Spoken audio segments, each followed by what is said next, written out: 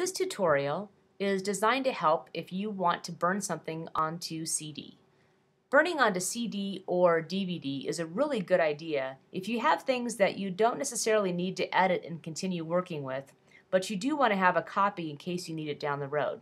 Kind of like you probably do for your taxes. It's good to have a hard copy somewhere if you need to refer to it later, although once you've submitted those to the government, it's pretty much done.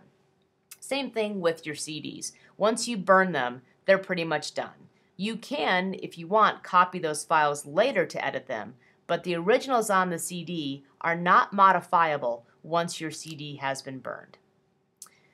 Whenever you're working with files and folders, it's a good idea to be working within the Finder application, which is where we are now, and I know that because it says Finder at the top of my screen here. So one thing you can do is you can go under the File menu and do New Finder window. You can also accomplish the same thing by clicking on the smiley face in the dock, and that will launch the Finder window for you. What you'll see over on the left-hand side here is an untitled CD that I inserted into the computer.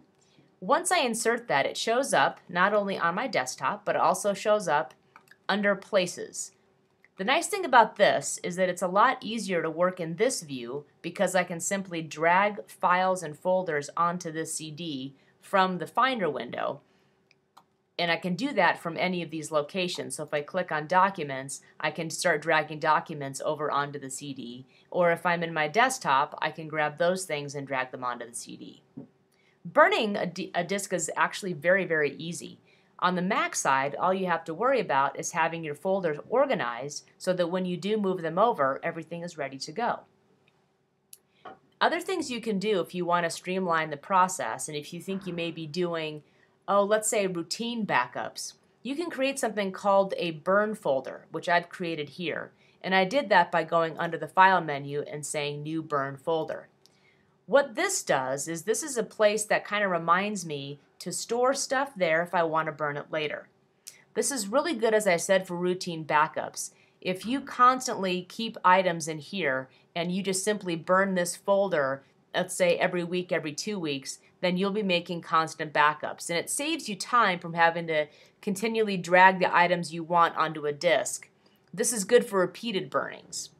If this is just a one-shot deal, then you can simply drag items that you want to back up and store on CD just by moving them onto the icon. Now, one thing you have to keep in mind with CDs is that they only hold about 700 megabytes of stuff. And that can be music, it can be files, whatever. Well, how do I know how much stuff I have in my desktop folder, for example? If I go to my house and I single click on the desktop folder, I can find out how much it's taking up by going to Get Info. I can do the same thing by hitting Command or Apple and I at the same time. And what Finder tells me is that my folder called Desktop actually has about 1.41 gigs of space in it.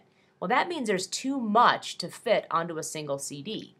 And depending on the size of my flash drive, it may be too big to fit onto a flash drive. If you find that you have more stuff than a CD can hold, your other option is to get a DVD rewritable or a DVD-R. DVD-Rs hold more than 4 gigs of stuff. So in this case, in my desktop, I had over a gig of space. In my Documents folder, I'm going to see how big that one is. And if it takes a while to compute, don't worry, it's gathering all of its data. So I have 3.06 gigs in my Documents folder. Well, what I probably want to do is have 2 DVDs, one for my desktop and one for my Documents, because they won't all fit on a single. That's up to you, though. What I also could do, which would be advisable, is to go through and delete items that I don't need at all so that I can save myself some space and fit things onto one disk. Once you get the items you want onto the CD icon, so in this case, I can't fit everything on there, but I'll move, this item here onto the disk, and I'll move this item here onto the disk. Now when I click on it, I can see which files or folders I've moved onto it. However, they don't live there yet. Nothing gets actually burned onto the CD until you tell it to burn. The easiest way to do that if you're working within the Finder window is just to click on the icon. And that will bring up a dialog box asking you for the title you want for your CD, and then it gives you options for burn speed. You can just leave that alone. Whatever it's set at is probably fine. And then you just click burn when you're ready to go. Remember though that once you burn a disc, it's burnt.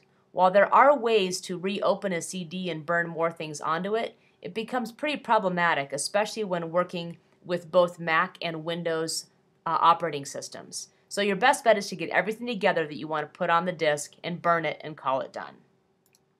If you need any help with burning CDs or DVDs, please ask your tech person and they'll be happy to help.